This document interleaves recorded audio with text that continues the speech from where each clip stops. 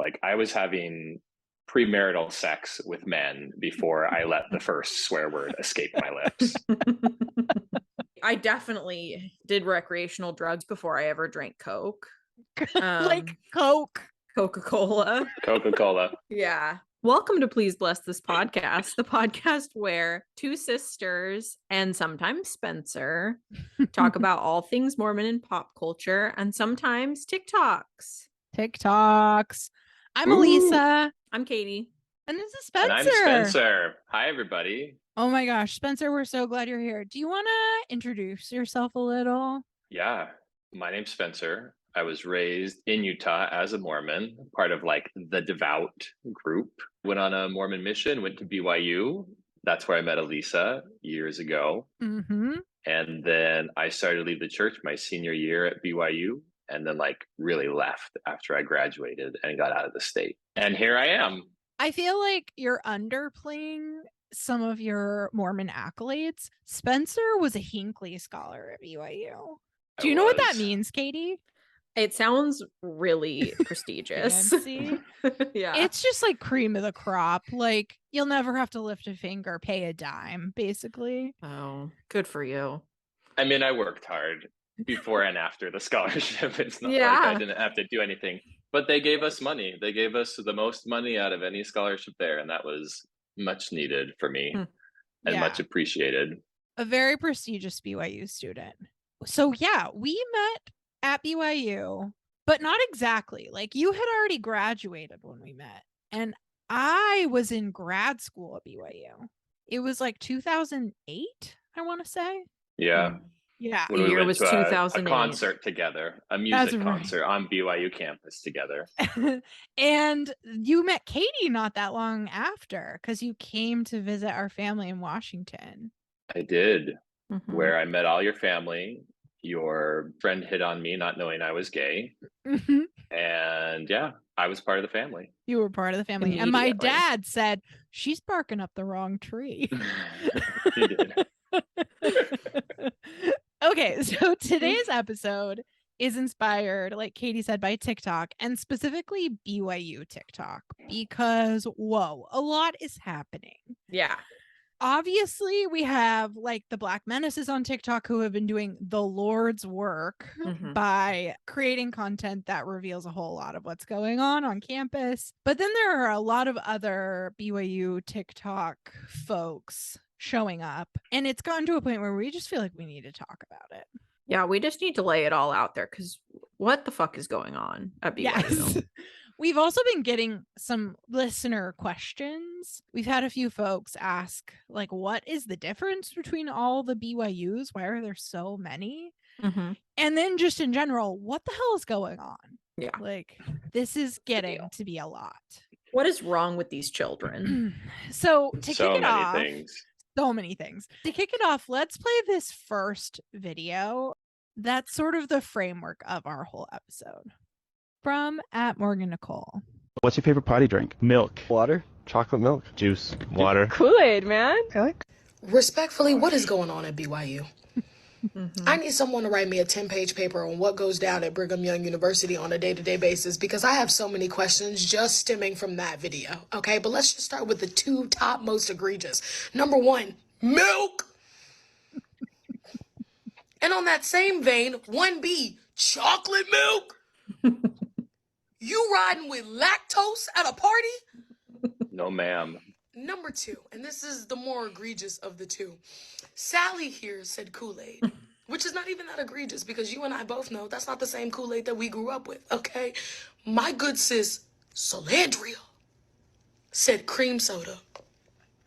Now, while I don't like or adhere to stereotypes of Black women, how you get out Negro by a white girl at BYU? As soon as that girl said Kool-Aid, I went, she means Crystal Light. Like, it's Crystal That's the Mormon Light, Kool-Aid, at least in our household. And I've heard from other people, it's a thing. Someone asked me, do all Mormons drink Crystal Light with dinner? Yep. Crystal Light and Tang. Crystal Light and Tang is what we were raised on. So basically, this episode is our 10-page paper, as requested. Yes. Digging into what is going on at BYU, I have to say milk and chocolate milk. I drank more chocolate milk in my years at BYU than in the rest of my life combined by a big margin. Were you drinking a lot of chocolate milk, Spencer? I have never much been a milk person, but everyone in my family always was. Like when my brothers would come and visit home, my mom would have to buy gallons of milk to support them there. And they really go with like a huge cup and just fill it to the brim with milk and just down it. Yeah. It's baffling. Yeah. Our dad was drinking like a gallon of milk a week growing up. For sure. That's me just lately, constant. Actually, since I've been pregnant or just in this like stage of my pregnancy, I am drinking quite a bit of milk. It's upsetting. That's nice. You're returning to your Mormon roots. Yeah, or like I'm the baby. Full circle. The thing to understand about BYU is that there's like a creamery and they're like ice cream and milk are a thing that people get excited about and buy. And that's why I was encountering a lot of chocolate milk. But Mormons and milk is a thing. Yeah.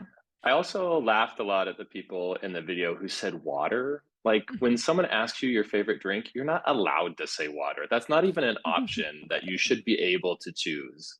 No. Right. Also, you're rolling with lactose at a party. The thing is, when you're at BYU, the party is never going to go hard enough, late enough, deep enough that it's going to matter that you have a belly full of lactose. Yeah. In the way that it would in the real world.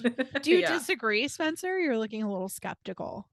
I agree that like we're not going to parties. People aren't drinking alcohol, so they're not going to like throw up because they have lactose in their stomach. Yeah. But the thing is, and I think we get into this a bit later, like you're usually doing parties at like someone's house. And at BYU, you can't use the bathroom of someone of the opposite sex. So if you're like eating all of this lactose and you need to use the bathroom and I am at a girl's apartment, I can't use the bathroom. I have to run all the way home to use the bathroom. So in like that situation, you're in trouble if you're rolling to the party with lactose in your stomach. That's a great point. The living situation at BYU, whether you're on campus or off, you have pretty strict rules about using the bathroom of someone of the opposite gender or going from, say, their living room to like the hallway where the bedrooms are. You can't do that. There was also curfews, right? I'm trying to remember what they were. I think like midnight on weekdays, I want to say, and like 1 or something on the weekends. Yeah, BYU Provo had something like that where then you had to be out of the apartment of people of the opposite sex. And BYU Idaho had a rule that you had to be in your apartment. Like they would lock the doors, so you had to be in your own apartment by a certain time, or like then you couldn't get into your apartment, I guess. Have I ever told you that I was an RA for a couple of years at BYU? Yeah.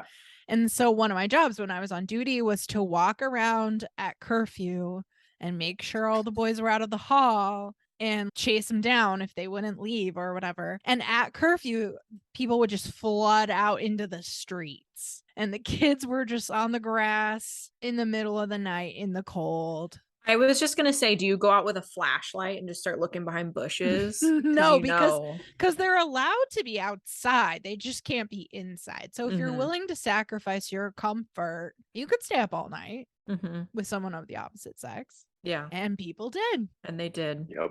Let's talk real quick about the difference between the 3 BYUs. Can I give my uneducated take on what I think they are? I would love that. Please. Okay. I think that BYU Provo is like the one, like the chosen one, you know? And that's where like everybody wants to go. And that's where I imagine like the cute British boys go, like when they are like, I like, listen, I have a whole thing. And then I think obviously you go to BYU Idaho when you don't get into BYU proper, sorry, you're going to Idaho. And it's like a little bit like, I don't know, like a trial that like God is putting you through. Like that's the way they look at it. And it's like Napoleon Dynamite, you know, whatever. And then BYU Hawaii is like where all the really hot people go, just like the most hot people. Does that make sense? I mean, that feels pretty accurate. Spot on. So BYU is the OG, BYU Provo. That's where Spencer and I went. It's the biggest, has like 30,000 plus students. It has graduate programs, and the other two don't. So higher enrollments, Division I sports, that kind of stuff. BYU Idaho was a junior college until 2001. It was called Ricks College. Sky high acceptance rates. Everybody's getting it. If you apply, you can go. Under 20,000 students. And they have more restrictions at BYU Idaho. Like, I remember when I was at BYU learning that if you went to BYU Idaho, you couldn't wear like overalls or shorts or flip-flops. But at BYU Provo, we could. And it wasn't clear to me why on earth that would be any different, but it was. And then, BYU Hawaii is the newest. It was established in 1955. It's the smallest. There are just like a few thousand undergrads. They do have sports, Division II sports, which I didn't even know until I looked this up. And then the highest percentage of international students. So I knew a handful of folks who were at BYU Provo and would apply to do like a year at BYU Hawaii. And it was, if they got it, it was a big deal. It was this like exciting little, adventure to go to Hawaii for a year. But a lot of folks tried that and didn't get in. Like, I think they're pretty selective there. It's because they weren't hot enough. Yeah, totally. I think you're right. And then the things all three have in common, huge percentage of the student population is Mormon, like up to 99%. All of them have an honor code and an honor code office. So you agree to this honor code and then it's enforced. And we'll talk more about that. All of them have some restricted dress and grooming. Like what weren't we allowed to wear, Spencer? Like crop tops, beards. No facial hair, no long hair past your ear for men. Like they wouldn't let you take a test if you showed up with any type of facial hair. You had to go home and shave before they'd let you take a test. I remember thinking there was a shorts rule. Like, not that you couldn't wear shorts, but it was like strict, like in high school, where it had to be like to the knee. To the knee. To the knee. To the knee. Yeah. Like And showing again, some knee is already scandalous. Yes. And again, you could get sent out of class, out of the testing center if your shorts were too short. Was there a pajama rule? Maybe that was also a BYU Idaho thing. Sounds like BYU Idaho. Sounds like them. Yeah, they're strict up there. Other things that are common across all three, Spencer, your notes, meat market. Oh, I have some that you left out. So first of all, for people who don't know, these are all just a meat market. Like, you are going there and your professors, your church leaders, everybody is telling you to get married to another Mormon as fast as you can. And like the whole structure, everything is built around this, the way that you have singles wards, the way you have activities, every type of social interaction is like based on trying to match people up and get them married as soon as possible. Do you agree? Yes. Oh, 100%. That's the goal. Yeah, that's the goal. I had bishops who were just like, we'd be in ward council and they'd be like anxiously like, how do we get the people to date so they'll get married? Like, people aren't dating enough. How do we get them dating? It was like, I'm sure that it was coming from the top down that they were getting pressure to get us all hooked up and married. And in retrospect, that's because that's the surest way to keep us all in the church, right? Like, if you marry another Mormon and you commit to this Mormon life, you're more likely to stick around than if you leave on your own and realize the world is much bigger than BYU. That was our story, right? That was our story. Where we are now. We were failed experiments. I know, we slipped through their little fingers. Yeah, what else, Spencer? So most schools in the US will have an in-state and out-of-state tuition, but BYU doesn't have that. Instead, it's you're a Mormon or you're not a Mormon. And if you're a Mormon, your tuition is cheaper versus than if you're not a Mormon, which is really interesting. The reasoning behind that is because you've been supposedly paying into tithing for your whole life. And that's where some of the funds come to support the church. but it's very strange to explain to people who have not grown up with like knowing this their whole life. And the Mormon tuition is cheap. Like Real you cheap. could not find a cheaper university to go to. And there's a video the Black Menaces did where they are interviewing Black students at BYU and saying like, why did you come here? And a lot of them are kind of like, yikes, I don't know. But several of them say because it's cheap. Yeah. The other one I would say as well, I know on the podcast, I'm a super fan of the podcast. I've listened to all the episodes. But on the podcast, I know you guys have talked about a lot of other more out there sects of Mormonism, and all the BYUs are still very like mainstream Mormonism, but they have this ultra conservative Orthodox layer on top of it. Kind of like you were saying about some of the rules at BYU Idaho, they have these fake rules like that you can't wear capris or flip flops, which are not like real church rules. They have nothing to do with doctrine.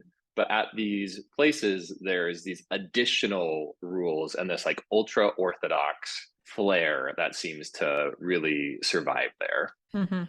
Yeah, it's the Mormonism you practiced at home as a kid, but there's this added element of everybody's watching and everybody's performing it to their best ability because one, they want to get married and they want to be seen as marriageable, and two, because the honor code is always watching.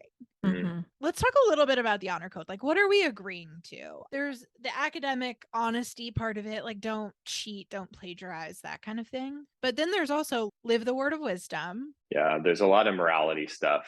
Definitely no sex, but also I think you could probably get into some trouble for less. You wouldn't get like kicked out necessarily, but you might be disciplined. They probably ask you about tithing. Yes, definitely tithing. Definitely just like general church attendance. So you got to be on your best behavior. People are watching. It's kind of like if your dad's the bishop. It's like everybody's dad is the bishop. You know, so you got to act like, get your fucking haircut, Yeah. Right. Get your act together. You're representing the family. Right. Let me ask you both this question. I'm curious, Spencer, how you would summarize your BYU experience. Positive, negative, in between. And I'm wondering, Katie, how you would characterize your experience as like my little sister coming to BYU for years and just sort of taking it in. You want to go first, Katie? Sure. Visiting you, I remember there being a surprising amount of rules. I remember our dad giving me a hard time about what I wore, but sort of jokingly being like, oh, I don't think you should wear those shorts. I think they'll kick you out, you know? And like, yeah, boys like kind of standing at the threshold of your room. And I was like confused by it. And then I realized like, oh, they literally can't come in here. That's so funny. But honestly, most of my experience at BYU was when I went there for EFY. I went to EFY a couple times, and that's a whole thing. I feel like EFY is like a religious psyop to like get you to apply to go to BYU. Like it's like the whole thing. I get that they did it at other schools, but that's just how it felt to me. And a psyop is so perfect. Like that's exactly what it is. That was a weird experience. We could have a whole episode about EFY, a whole episode in itself. Because that did you know I was an EFY counselor? Yeah, I was gonna ask. I knew you were. I was gonna ask if you ever did that, Spencer, because that's crazy. It was one of the weirdest things I ever did. I grew up in Utah, so I didn't need EFY. Like my everyday life was EFY surrounded by Mormon kids at school. That was a wild experience for me, for sure. Getting escorted everywhere by a boy. Yep. Always leaving with a new boyfriend. Maybe that's just me. Couldn't help it. Oh my gosh. Yeah, we need an EFY episode. Yeah. Anyway, that's sort of my view of BYU. It was very like culture. I'm definitely a culture shock compared to like where we grew up. And then going there, it was like, I think it definitely made me see you in a different light. I like almost like you're a nun. Not a nun, but you know what I'm saying? Like, yeah. Oh, my sister is super Mormon. Like I was a religious zealot. Right. Because me at like 14 was like, there's no way I'm doing this. So she must be like a different, I don't know. You're on a whole other level. But I remember when I was really young feeling like, it was like the only option. Like, oh yeah, you just go to BYU. Mhm. Even though neither of our parents did, it still felt like what you were just supposed to do. But then at some point, everybody just gave up on the idea of me going to college. And so it just, luckily that went away. You were spared. I was spared. What about you, Spencer? Yeah, I feel like growing up in Utah, just the assumption you were going to go to BYU if you were a smart kid was just really drilled into you. Like, I Mhm. didn't even apply to any other school outside of Utah. I just applied to BYU and the University of Utah, and that was it, because that Mhm. was like all the options that were really told to me. When I went to BYU, I didn't find a big cultural difference because I grew up in Utah. So I was used to being around that same sort of thing. And over the years, I think I really had a good experience there. I really liked it at BYU when I was younger and like more into the church.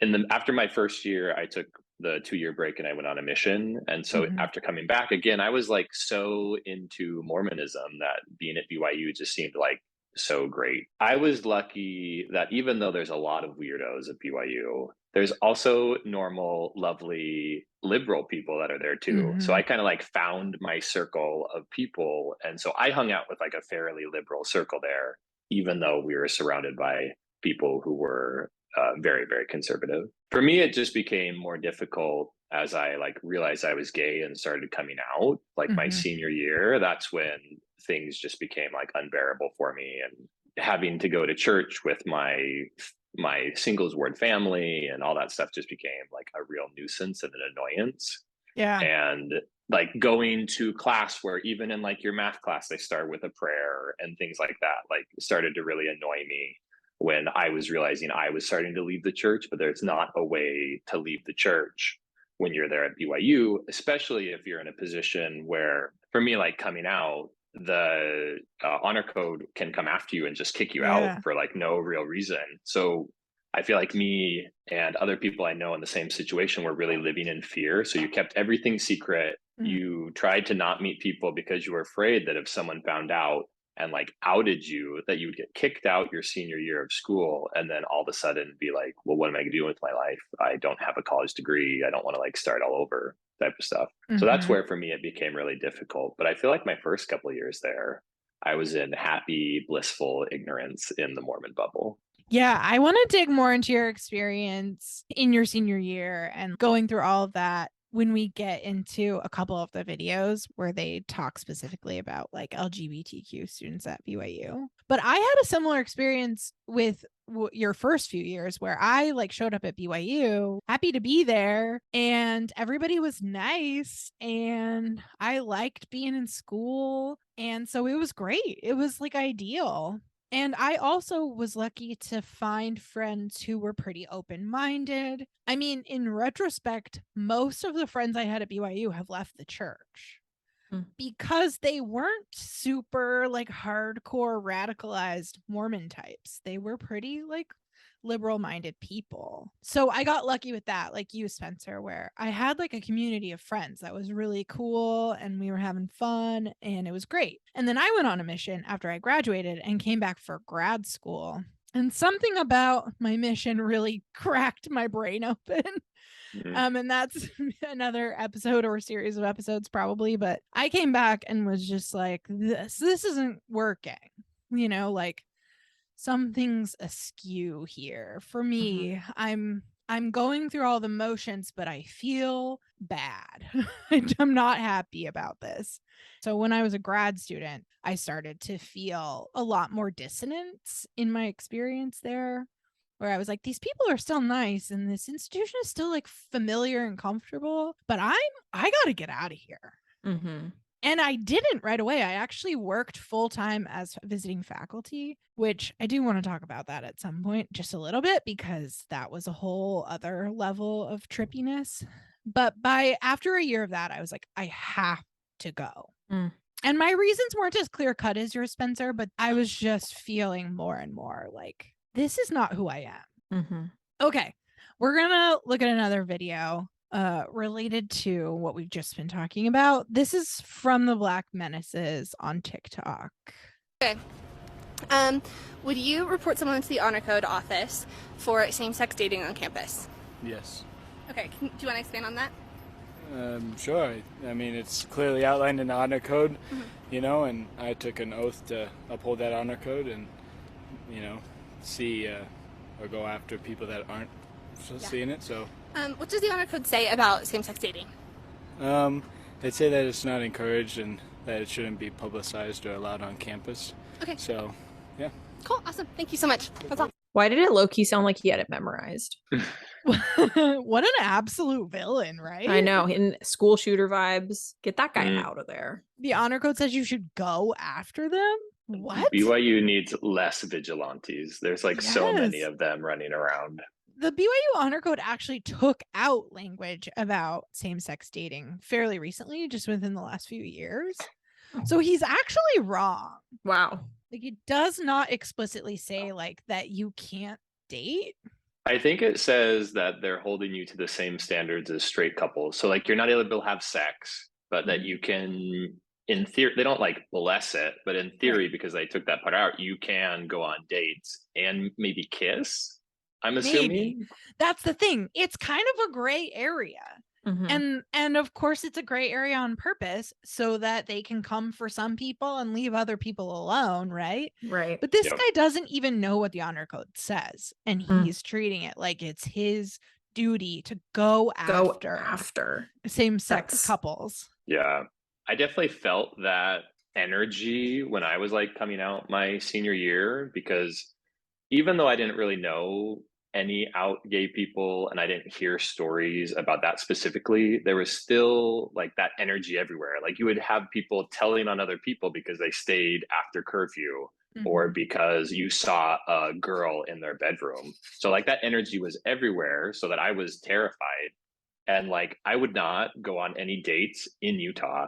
I flew out of the state to go on dates Wow. with people, and even flew out of the country to experience different things and be more gay, because I was not going to do it in Utah. Wow. As a senior in college, you were flying out of the country? I mean, I was so poor. How did I afford this, right? But that's how important it was for me. I mean, I was going to Korea anyway, so I did stuff there. And then when I moved to Canada, that's where I really started to come out. But there was no way I was going to jeopardize everything in Utah, because the whole city of Provo is just full of this type of energy where you're afraid to do anything. It's a small town, and there are also urban legends / true facts, historical facts about BYU administration monitoring license plates in the parking lot of gay bars in Salt Lake, right? So Wow. even if you're being careful in Provo, there are eyes on you. So my good friend at BYU, her husband was reported to the honor code office for suspicion of having a same-sex relationship. And this is her straight husband who They were married at the they were time. married at the time. And what they think happened was that he ran into a childhood friend of his on campus and was sitting on the arm of this male friend's chair in the Wilkinson Center, and someone reported them. Gosh. That's what they suspect happened. This was years ago. Wow. But he went and he had to go through this whole rigmarole with the honor code office where they're questioning his sexuality and being like, are you sure? Are you sure? Now is the time to tell us. Now is when we can help you. If we find out you're lying, it's going to be worse. And then they brought her in and asked her, are you sure your husband is straight? How do you not leave the church at that point? They are still that in. is so sick. They were really disturbed by it, obviously. But he was ultimately a straight guy and they were fine and there were no consequences. But how terrifying would that be if you actually were gay? And something as benign as hanging out with a buddy, right? Could proximity to another man, any sign of any show of affection or closeness. It's right. That's great. I've never thought about this before, but I'm thinking about it now because of this conversation. When I was my last year before I started to leave the church, I talked to my bishop about being gay, my bishop there on campus. And now I'm wondering if he like talked to the honor code office about it, if like there's like a reporting system. They never called me. I never talked to them, but I just wonder. Yeah, I don't know what the rules are around bishop reporting, if they're required to let the honor code office know, or if there's some kind of confidentiality. But again, the fact that we don't even know that, we didn't know that when we were students, and you were having such a vulnerable conversation with your bishop, there's just so much risk involved with everything. Another video? Please. Let's do it. Okay, this video is from another account. It's at Dan Ban Bam, and he's another who's asking BYU student who's a lot of great questions. Here we go. Would you rather die a horrible and excruciating death or watch a porn video? Just die excruciating death. Yeah. Probably die. Die a horrible excruciating death. Die. Watch a porn video. Okay. Why would I die a horrible death? The first one. Die a horrible death. Porn video for sure. I'd rather be alive. I would rather die a horrible, excruciating pain death, because then you'd be a legend. Probably the second one. Sorry, that makes me a sinner. Drown. I mean, I don't really want to die, but like, I don't really want to watch porn either. But Watch a porn video. Probably die an excruciating death. Are you kidding me? That's obvious. I'd watch porn video. the porn one. I'm gonna watch that porn. I'm gonna have to say the same. Watch porn video.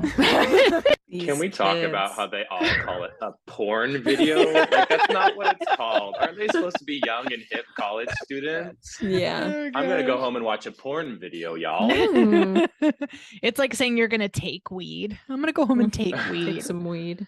Yikes.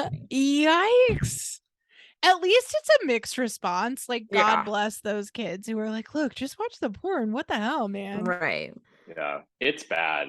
I remember hearing stories about how Utah was like the highest consumer of porn of the states in the US. So I did some research before this to try to look this up. And it's true. It's like up there with Mississippi as the highest percentile of like, or bandwidth usage of porn of all the states. And then in like 2016, Utah declared pornography public health crisis. Yes, thank you. And so because of that, Pornhub like released all these facts about Utah porn consumption specifically.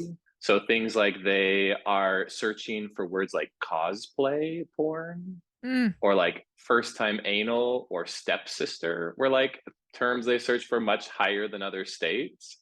So like, I think all these students who say they would rather die are just lying straight through their teeth. Absolutely. They're watching porn. They're watching porn. They for sure are. They're just saying that because they are afraid that their parents are going to see it. Like, it's as simple as that. Or that the honor code office is going to see it. And some like vigilante bishop is going to call them in, drag them around, and who knows? Metaphorically drag them around. Like, I remember there was a room in the library. It was like the Hugh Nibley room. And my friend had the code to it. So we'd go study in there sometimes. And the search history on that computer, wow, I tell you, people were in there watching porn day and night. Cosplay porn. I don't know what else there is to say about that, but the kids are not all right. Yeah. No. I recognize that porn can definitely be a problem for people, but it also like deeply pleases me to think of these kids secretly watching porn. Sorry. The thing about BYU is like, if you watch porn once and then maybe watch it a second time, you're all of a sudden in this classification that you have a porn addiction. Right. Because I had a friend that was like, he would talk through with the bishop and go to like this support group because he was addicted to porn. And I don't know, I didn't get into details. Maybe he really was, but I think there's a lot of like throwing that term around just because someone's watched porn like once or twice. And how could they ever, like, unless there's something fundamentally wrong with them. Yes. Right. Mormons love an addiction narrative. Yeah. You know, if you drink alcohol, you're addicted. I mean, we have a relative who has said things about tea being addictive.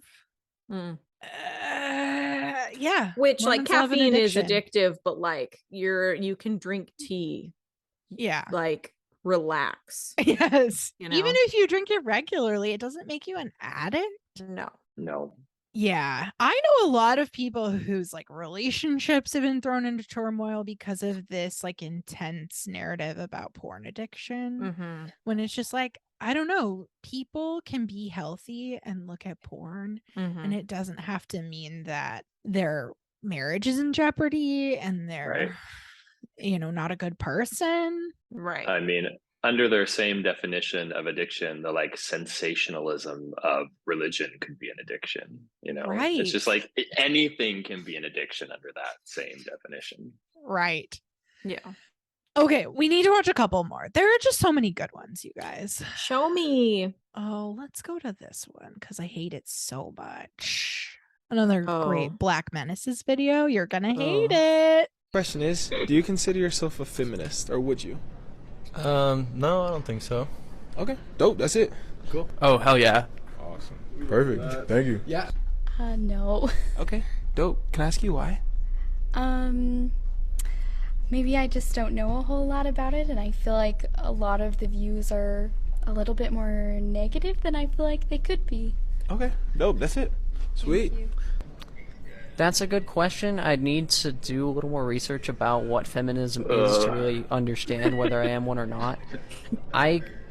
I believe that career opportunities should be equal for women, but I also believe that children need at least one parent in the home for them to be properly raised, whether that parent is a man or a woman. Perfect. Thank you. Well, I think God created men and women. Everyone was equal. So, I mean, I guess I'm for humankind. I wouldn't call it like feminist. I would call it just I'm for love of everyone. I guess. Dark energy. Perfect. Thank you. That is the definition of feminism. Me too. Okay. Props to the Black Menaces for like their interviewing skills, because they're so polite. No matter what the people respond, they keep a straight face. It's very open. I mean, we can't even keep a straight face watching it, and in the moment, they are so professional. They really are. They are in the trenches. Yeah. This is brutal to watch. I feel like a theme across the Black Menaces videos is they ask a question and students hem and haw and equivocate and are like, I just don't know enough to say, but here's my horrifying take. Yeah. And I'm like, how do you not know enough about feminism to know whether or not you subscribe to it? Like, read a book, Google it, like, get it together. Yeah, they've just been trained to like basically hate women and definitely hate like progressive, independent women. So even if they do technically totally believe in feminism, they can't say it. They can't say it. Or else whatever. Even that last woman was like, well, I believe men and women are equal and should be treated equal, but I wouldn't call that feminism. That's like literally the foundation and definition of feminism, but she's afraid to like say that she's a feminist. Because it's too negative. It's negative. Ugh.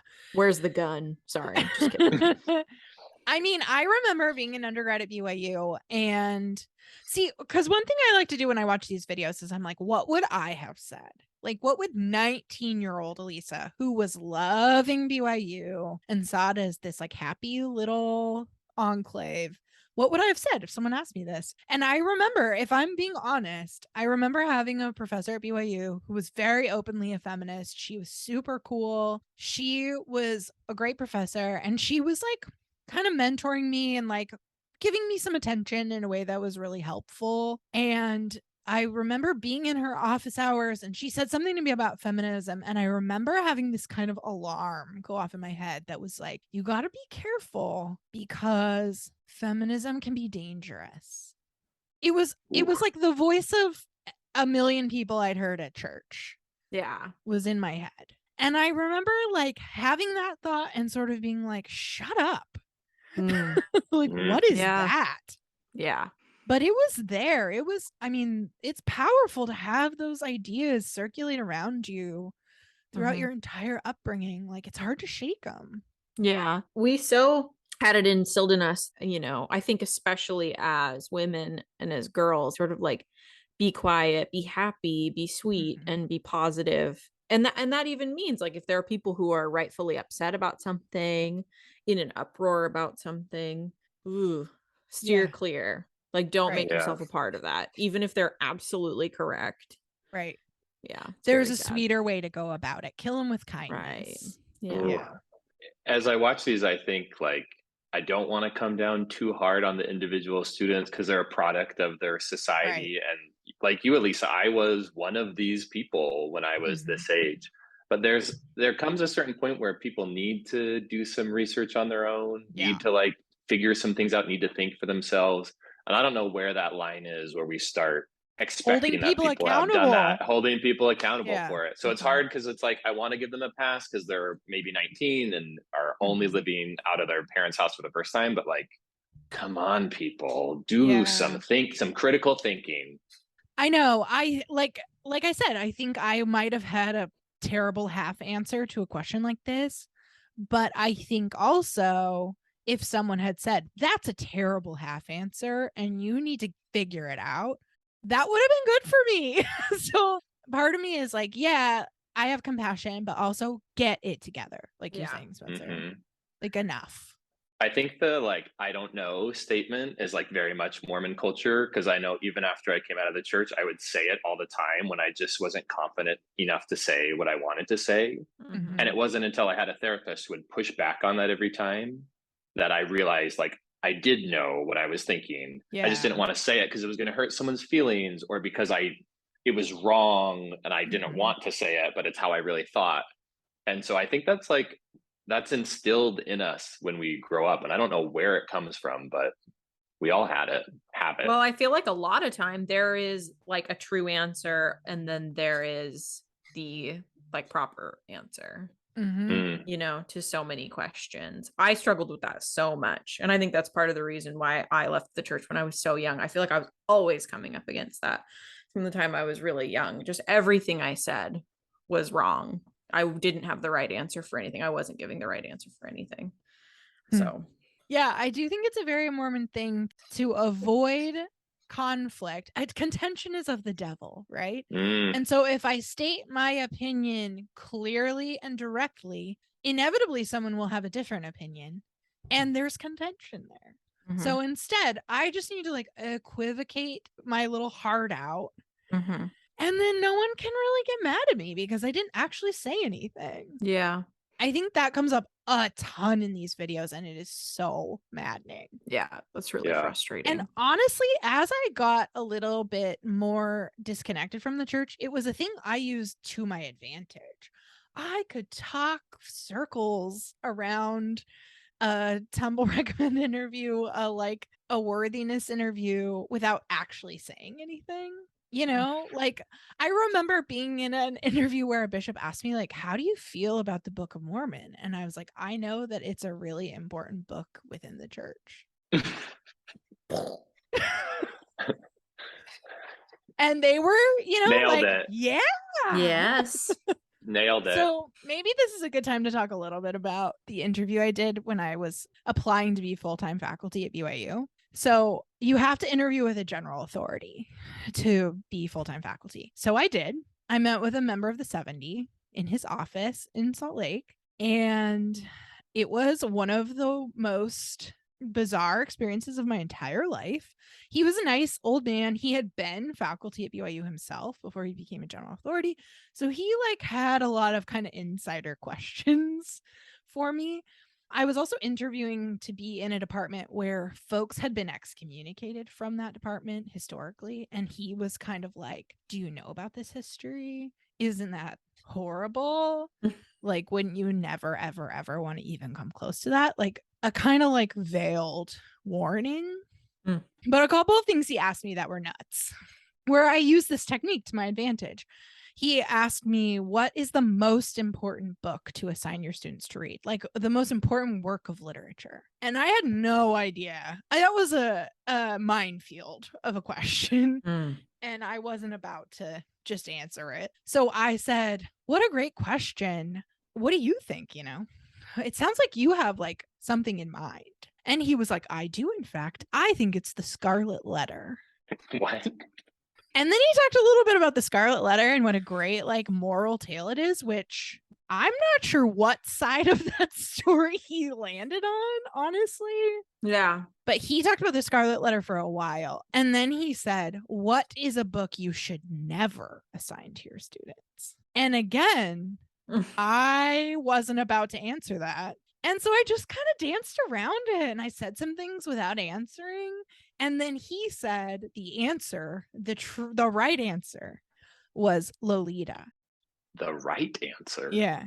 Which, knowing what I know now about Joseph Smith, is incredibly ironic. Yeah. Incredibly Yikes. ironic answer. Wow. Anyway, it was a lot like that. A lot of weird stuff. He had looked at what I wrote my master's thesis on, and I wrote it about, just real quick, this like early American Gothic novel where this man has a delusion that he's being like inspired by God, a voice, an angel, whatever, and he kills his family. It's an allegory for the Revolutionary War. Anyway, he knew about this book and was like, that book could get a little dangerous if you start to think that all revelation is a delusion. Ooh. And I was like, sure could. But again, I just made no declarative statements. And so I kind of sailed through. At the end, he gave me a blessing. This was a job interview. Can we just return to that? Oh my This God. was a job interview. He gave me a blessing. In the blessing, he said it was okay that I was unmarried and that I would likely marry one of my students. He did not. In the blessing? That's like not allowed by BYU rules, is it? One of my undergraduate students. Woo!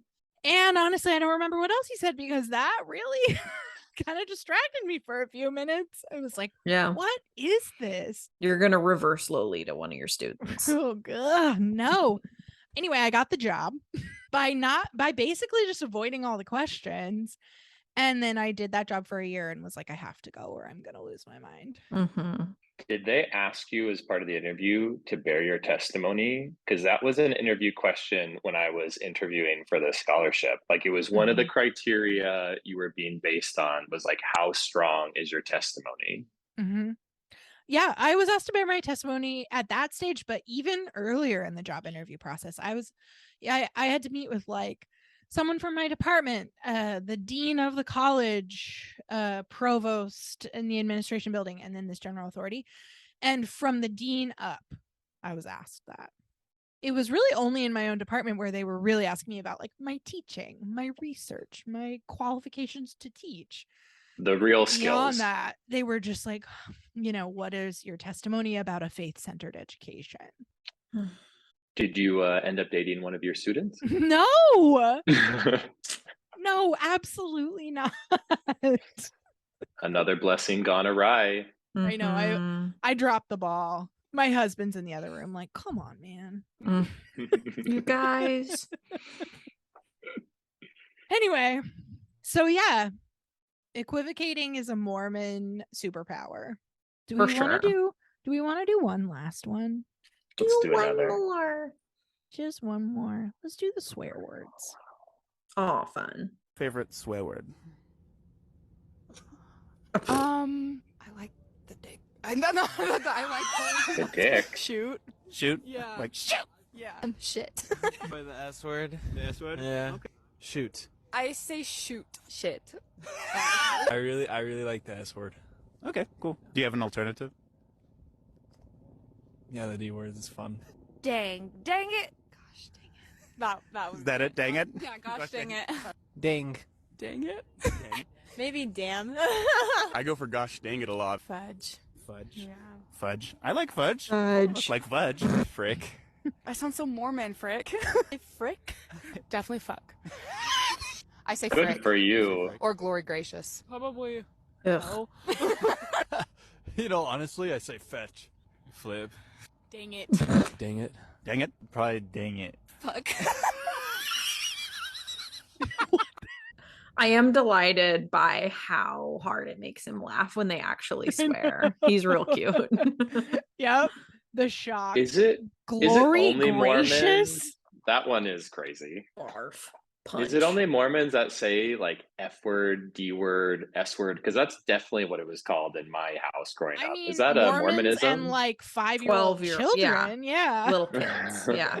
I think. Zoinks. I mean, were you swearing as an undergrad at BYU? Because I No, wasn't. I didn't even swear for a couple of years after I left the church. Like I was having premarital sex with men before I let the first swear word escape my lips.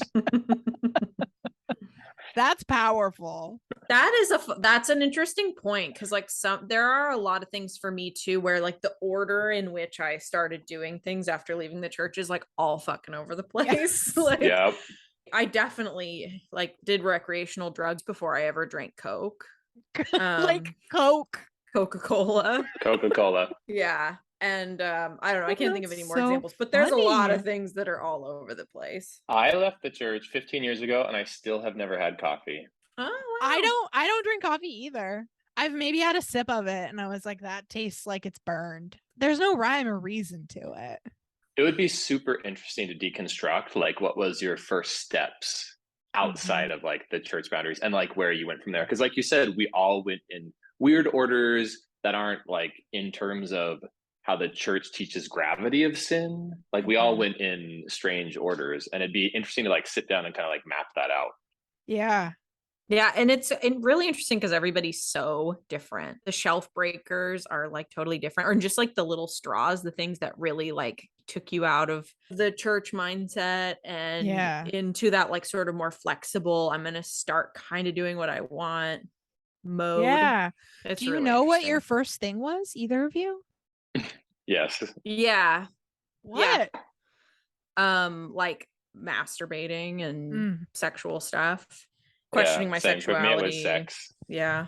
So maybe there is some commonality. I mean, that's a big one. When you have this church that's like, you know, it takes all these normal things like wanting to fool around with your significant other when you're a teenager, or masturbate, or same-sex attraction, and it's like, oh, all those things are bad and wrong. It's like, well, I am going to do all those things. So. And my body is telling me. Right. Your body is telling you something, and the church is like, no, there's no outlet for that. It's like something's got to give here.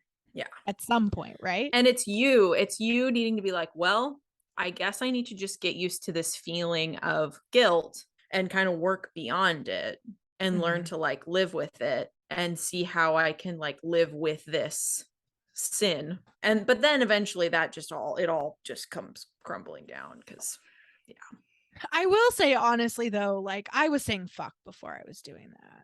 So maybe swearing was my gateway. Oh. Yeah. No, for me it was like I was real young. I mean, I was still paying tithing, still going to church, still wearing my garments, not swearing, all this stuff, but then like having sex with men on the side. That was the first one with me for sure. Yeah. This has been such a psychologically revealing discussion, my friends. What a treat. What an absolute treat. I mean, what the hell is going on with students at BYU? I don't know, but it's been going on for a long time. It was going on when we were there. It's a weird little microcosm of Mormonism, and I feel for folks who are in it, because it can be hard when you're in it to see beyond it. And it can be hard to like know yourself, because you're not really allowed to ask yourself some key questions or explore like key aspects of your identity. You just kind of have to shut it off for a few years. Yeah. Which is so hard, especially at such an important time in your young adulthood. It's so sad, honestly. Right. BYU doesn't encourage individuality. It encourages groupthink and conformity. I mean, I think that's just the truth. And so to make it your home, you kind of adopt groupthink and conformity until you reach breaking points, which we both did, but some people never do. I know a lot of 50-year-olds who are like, BYU, oh my gosh, the greatest experience of my life. I have no notes. It was perfect. I mean, I had a great time at BYU, but I'm glad it's over, and I would never go back. I don't understand people who are like, I wish I could go back to BYU in the heydays of yesteryears. No, ma'am, not a chance. I just wish I could hang out with my friends. I wish we all lived on the same block. That's about it. Yeah, remember you didn't even use to schedule. You just walk over to someone's apartment, walk in the door, because you were friends. You didn't knock. And it was if your friend unlocked. it was unlocked. And if your friend wasn't there, you sat around and hung out with their roommates until your friend came home. Yeah. No planning, no like schedules. That was really nice. That was That's so so nice. Your life was like a movie. You were the main character. Except that all you drank was milk. Yeah, yikes. Cream soda. Well, Spencer, thanks so much for joining us on our little podcast. It's been so fun to have you. Mm-hmm. Come back Thank you. anytime. Yeah. Friends, listeners, followers, please follow us everywhere at Please Bless Pod. Send us emails at pleaseblesspod@gmail.com. Let's write some reviews on Apple Podcasts, please. We would love that. That would be amazing. Anything else? Just keep on keeping it real. Yeah. Prepare your answers in the off chance that you're going to be approached by the Black Menaces on the street. Yeah. Let's really think about things. Yeah. Please know your own mind. Please bless the Black Menaces. Please bless TikTok. Oh, please. Amen. Please. And please bless this podcast. Amen. Amen.